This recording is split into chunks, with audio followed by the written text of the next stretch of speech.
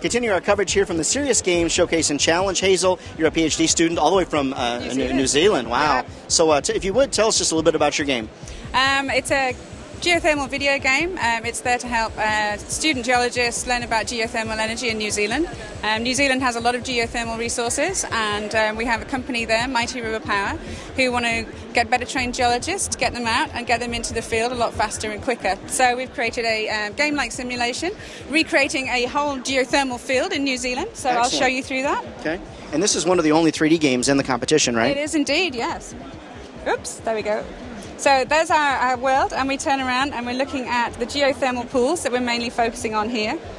So we've got realistic water that we've created, so we can take a look down into the pools. So you can see we've created realistic vents. We've got the bubbles coming up from this. The water on here is can be changed and adapted to the different types of pools that we have. So in here, we have various different aspects that they can use, different tools. So we've got notebook tools, so they've got a digital notebook that they can add all their things into. We give them a camera, so they can actually start taking photographs, looking around the environment, zooming them in and out. So we've actually got... So what you can't do in real life is get that close to something, but we can take photographs and we can do all that, look at the vents on the top systems.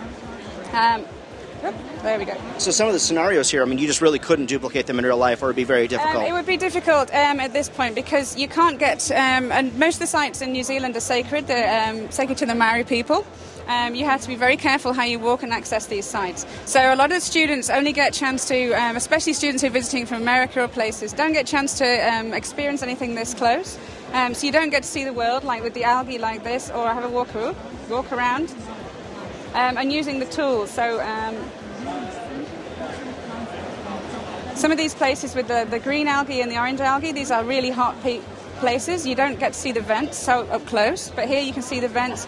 You get to take readings. So this is pretty much a replication in real life. Excellent. So you get your pH readings and so on. And they all submit into your notebooks. Well, one of the unique aspects, Hazel, that I heard from one of your colleagues is that so many of these teams are 10, 15, 20 people spending thousands of dollars, and it's basically like, you know, a couple of you and a lot of coffee. Yeah, there's been a couple of us, and I think we did it for the equivalent of like 25,000 New Zealand dollars, which is the equivalent of about 8,000 US dollars. Sure. So sure. Yeah, basically we did 14-hour days, and we had some great people working on the water as a system, and on the system we have on here on the mission logic in the engine. So there's those systems we've set into place, and it's all structured on a framework based on PhD research. So Great. it really streamlines the process. So we can actually produce things for a really good quality for a small amount of money.